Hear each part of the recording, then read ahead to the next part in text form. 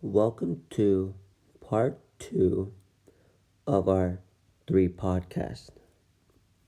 Today we're going to talk about the martyrs of the early church and how the church still grew despite all the Christians, unfortunately, being killed for their faith.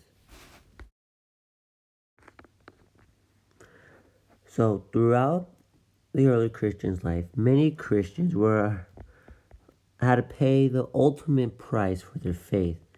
And we have evidence of this from the Jewish historians. I don't know how to say his name, but Herschelpius, as well as from Roman writers.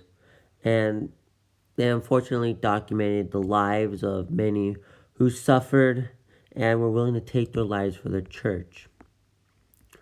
And they did this because they had strong faith in what Jesus has taught and what the apostle taught.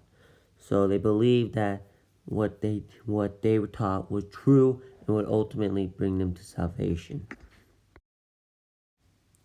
Despite all the Christians being martyred, the growth of Christianity grew because the Jews had spread out from the land of Israel and had established pockets of population along the synagogues and in Gentile areas. It was easy for Christian evangelists to find their way to these same populations centers and preach the gospel to the Jews, even though the message was usually rejected. The Gentiles in the area would be the next logical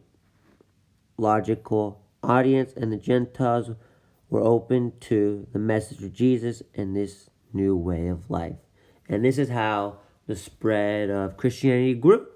It was very important that it grew, and it kept on growing from there and has never stopped from then on. It has kept on growing.